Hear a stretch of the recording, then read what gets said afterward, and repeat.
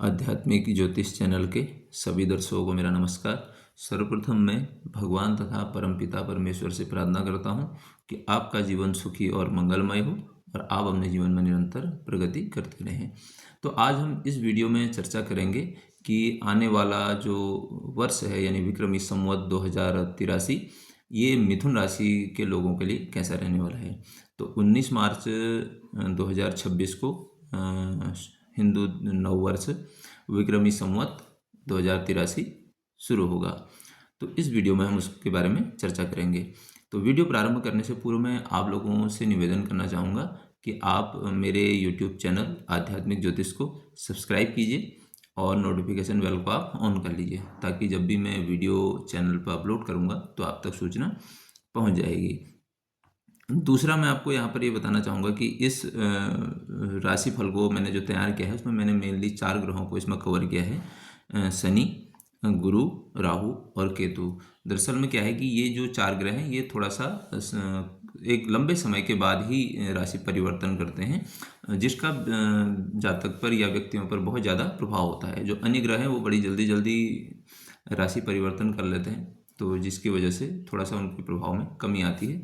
तो मेनली जो है इन 4 ग्रहों को मैंने इसमें कवर किया है। इसके साथ आप एक चीज़ का और ध्यान रखिएगा कि अगर आपको अपनी कुंडली के बारे में पता है तो आप अपनी लग्न राशि को भी इसमें इंक्लूड कीजिएगा। जैसे मैं मिथुन राशि की बात कर रहा हूँ आज, तो मिथुन राशि अगर आपका लग्न मिथुन है और आपकी चंद्र राशि भी मिथुन है, तो अगर दोनों आपकी एक ही हैं तो आप पर ये प्रभाव, इस गोचर का प्रभाव या इस राशिफल का प्रभाव सर्वाधिक होगा। और अगर नहीं है तो फिर आप अपनी, अगर आपको पता नहीं है तो फिर आप क्या कर सकते हैं कि आप चंद्र राशि से भी देख सकते हैं।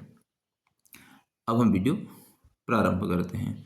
देखिए, सर्वप्रथम मैं बात करूंगा शनि आपकी कुंडली में 10वें भाव में इस समय विराजमान है और ये पूरे वर्ष आपके 10वें भाव में रहेंगे। मिथुन राशि के लिए जो शनि हैं ये आपके 8वें और 9वें भाव के स्वामी होकर के 10वें में बैठे हुए हैं। तो एक तो देखिए 10वें भाव में शनि आपको कार्य क्षेत्र में अत्यधिक व्यस्तता देंगे, बहुत ज़्यादा जिम्मेदारी दे देंगे, क्योंकि शनि जो है रेस्पॉन्सिबिलिटी के प्लैनेट माने जाते हैं। और अगर आप लंबे समय से पदोन्नति या किसी बड़े प्रोजेक्ट की प्रतीक्षा कर रहे हैं तो शनि आप उसे इस धरातल में लेके आएगी। यहाँ पर एक चीज़ और है, क्योंकि शनि आपके यहाँ पर अष्टमेश भी हैं, तो आपके करियर में कहीं ना कहीं थोड़ा सा ये दिक्कतें भी देंगे, क्योंकि अष्टम भाव का स्वामी जहाँ बैठेगा, जिसके साथ संबंध बनाएगा, वहाँ समस्याएं वो करेगा। और दूसरा शनि का एक नेचर ये भी है कि वो कोई भी चीज़ आपको देगा तो डिलेनेस के साथ देता है। तो इसलिए आपने अपने करियर के प्रति या अपने आजीविका के प्रति या जो भी आप रिस्पॉन्सिबिलिटी ले रहे हैं उसमें उसको मतलब उसमें कोई कोताही आपके द्वारा नहीं होनी चाहिए।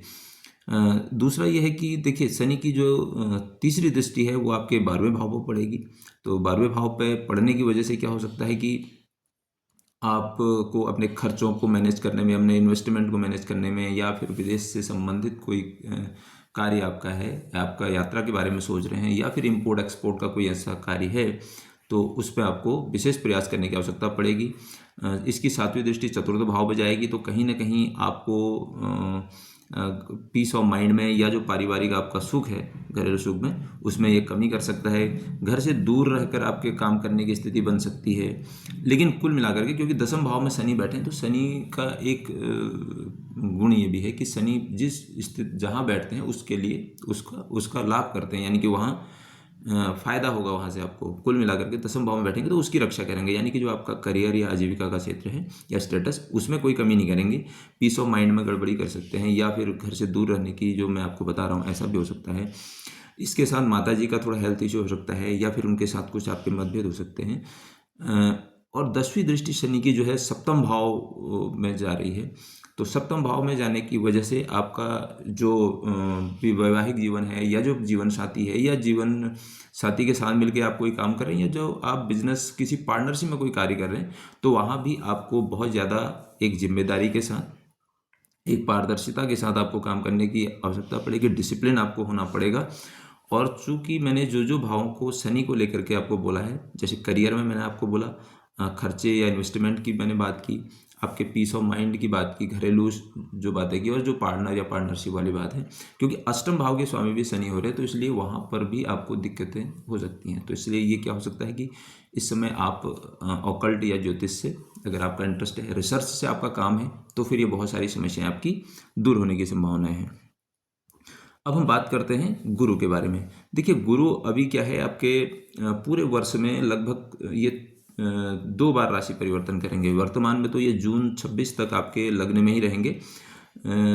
अगर इस समय जब तक ये लग्न में है आपके जून तक, उस समय तक आपका जो व्यक्तित्व है बिल्कुल निखर के आएगा, सही निर्णय लेंगे आप, समाज में आपको मान सम्मान देगा, आपके विचारों में आध्यात्मिकता या गंभीरता आएगी, और इस समय आपके नैतिकता या डू एंड डोंट्स जो हम कहते हैं कि क्या करें क्या ना करें, इसके लेकर के आपको क्लैरिटी रहेगी। थोड़ा प्रेशर बहुत ज़्यादा आप फील इस समय नहीं करेंगे इस समय। और एक चीज़ और भी हो सकती है कि ये रिलेशनशिप और विवाह की तरफ जो लोग जा रहे हैं उनके लिए भी एक अच्छा संकेत है। और धर्म में आपकी रुचि बढ़ेगी, हायर एजुकेशन में आपकी बहुत अच्छा आपको सम्मान मिलेगा वहाँ से। कुल मिलाकर के ये जून तक की स्थिति आपकी ठीक है। लेकिन जैसे ही ये जून से जाएंगे, यानी अक्टूबर तक का जो समय है बीच में, यहाँ गुरु जो आपके द्वितीय भाव में गोचर करेंगे, तो यह समय जो है आपके लिए फाइनेंशियली बहुत अच्छा है। थोड़ा सा प्रेशर फील होगा, स्ट्रगल आप डालेंगे, और इस समय जो आपकी प्लानिंग है या जो आप कार्य कर रहे हो, तो ये सीधे द्वितीय भाव से, और यानी कि आपका अर्थ त्रिकोण को एक्टिव करेंगे गुरुदेव। तो आपके करियर के लिए बहुत अच्छा होने वाला है। उस करियर के थ्रू आप पैसा कमाएंगे, पैसे को एक्यूमुलेट कर पाएंगे। जो आप प्रयास करेंगे वो प्रयास आपके सफल होंगे आर्थिक रूप से। मैं आपको बताऊं, आपको स्टेटस या जो आजीविका का जो क्षेत्र है वहाँ से भी निसंदेह बहुत अच्छे परिणाम आपको मिलने वाले हैं।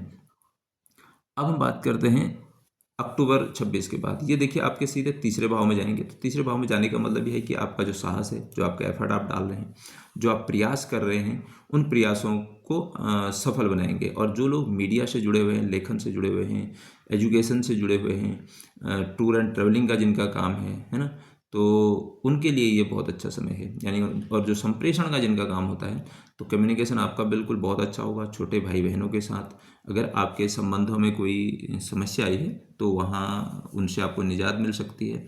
और एक चीज़ और है यहाँ पर कि तीसरे भाव में जब गुरु आप कहेंगे, तो फिर वहाँ से आपके विवाह के लिए फिर एक मौके बनने शुरू हो जाएंगे। यानी कि वहाँ पर विवाह होगा, और इसके साथ आय और सोशल सर्कल से आपका एक मान सम्मान आपको मिलेगा, सामाजिक दायरा आपका बढ़ जाएगा, आय के स्रोत आपके बढ़ सकते हैं। कनेक्टिविटी के लिए या नेटवर्किंग के फील्ड में जो लोग काम कर रहे हैं उनके लिए बहुत बेस्ट है। अब हम बात कर लेते हैं राहु के बारे में। देखिए, ये जो राहु आपके हैं दिसंबर तक, ठीक है, दिसंबर तक राहु केतु अपने वहीं रहेंगे। तो राहु आपके 9वें भाव में, केतु तीसरे भाव में है। तो 9वें भाव में राहु होने की वजह से ये क्या है, देखिए, आप विदेश यात्रा के लिए आप जा सकते हैं। हायर एजुकेशन के लिए अगर आप विदेश जाने की सोच रहे हैं, वहाँ हो सकता है। लंबी दूरी की यात्राएं आपकी हो सकती हैं। और ये आप किसी ऐसे धर्म में आपकी रुचि हो सकती है, फिलॉसफी भी में, हायर एजुकेशन में आपकी रुचि हो सकती है। धर्म को जानने में आप बहुत ज़्यादा पजेसिव हो सकते हैं। इसके साथ क्या है कि तीर्थ यात्राओं का आपका योग है, और ऐसी यात्राएं जो जिनमें शो ऑफ होता है, यानी कि दिखावा है ना, जैसे कांवड़ यात्रा है या फिर अन्य प्रकार की जो है, गंगा स्नान करने की भी संभावना बनती है।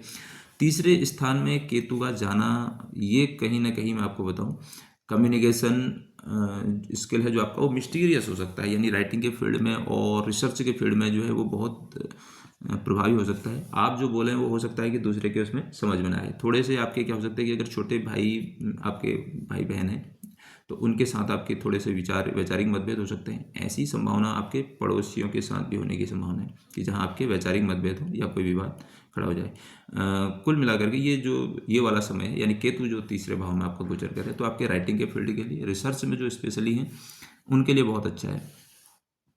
अब हम जैसे ही राहु और केतु राशि बदलेंगे अपना दिसंबर के बाद, तो फिर देखिए राहु आपके अष्टम में आ जाएगा और केतु आपके दूसरे भाव में आ जाएगा। देखिए, राहु का अष्टम भाव में आना, क्योंकि सडनली आपके साथ कुछ ऐसा हो सकता है कि जो ट्रांसफॉर्मेशन की ओर आपको लेके जाए। और राहु अष्टम में अचानक से क्या कर सकता है कि आपको धन से संबंधित लाभ दे सकता है। कोई बिना कमाया पैसा हो सकता है आपका। ऑकल्ट में या रिसर्च में अगर आप हैं तो सडनली आपको कोई गेन हो सकता है। लेकिन यहाँ पर क्या होता है कि थोड़ा सा आपको स्वास्थ्य का ध्यान रखना पड़ेगा। अगर आप खुद वाहन चलाते हैं तो वहाँ पर आपको केयर रखने की आवश्यकता है। केतु का दूसरे भाव में जाना, ये थोड़ा सा आपको जो संचित धन है, आपका जो एक्यूमुलेट पैसा है, उसको दिक्कत हो सकता है। कोई परिवार में हेल्थ इश्यू किसी को हो सकता है, या पारिवारिक में कोई एक जिसको मैं कहूँगा कि कोई मेडिटेशन या इस तरीके का प्रोग्राम अगर आप इंटरेस्टेड हैं तो उसमें भी हो सकता है। आपकी वाणी थोड़ी सी तीखी हो सकती है, तो मुझे लगता है कि आप जो बोलें उसको सोच समझ के आपको बोलने की आवश्यकता पड़ेगी। कुल मिलाकर के अगर हम देखें तो जो मिथुन राशि के लिए विक्रमी संवत 2083 बहुत अच्छा है सफलता और संचय के लिए। शनि आपको देखिए डिसिप्लिन बनाएंगे और ट्रांसफॉर्मेटिव बनाएंगे आपको। शनि की एक ही शर्त है कि भाई जिन भी चीज़ों को लेकर के शनि के जो कंसर्न है, जिन हाउसों को वो एक्टिवेट कर रहे हैं, वहाँ आपको डिसिप्लिन होना है, वर्कहोलिक होना है, वहाँ कोई आपको लापरवाही नहीं करनी है। आपको रिसर्च से जोड़ सकते हैं, ऑकल्ट से, ज्योतिष, इनमें आपका इंटरेस्ट हो सकता है। गुरु आपके बहुत अच्छा, यानी कि मैं आपको बताऊं लग्न से तीसरे भाव तक आ रहे हैं, तो ये बहुत अच्छा है। दूसरा ये है कि शनि कठोर परिश्रम कराएगा, गुरु जो है आपको आर्थिक लाभ भी देंगे, और जो भी चीज़ें आपकी जो समस्या है उनको आगे यानी शॉर्ट आउट करते हुए चलेंगे। अब इसमें मैं आपको एक चीज़ और बताऊंगा कि अगर आपका जो नेचर, मैंने आपको बताया कि जिस जिस समय में जो जो चीज़ें होने की संभावना है, तो अगर ऐसा आप कर लेते हैं, अपने दिनचर्या को बना लेते हैं, अपने एक प्लानिंग कर लेते हैं, तो फिर आपको बहुत ज़्यादा ये समस्या पैदा नहीं करेगा। तो आपने मुझे इतना समय दिया, इसके लिए आपका बहुत बहुत धन्यवाद।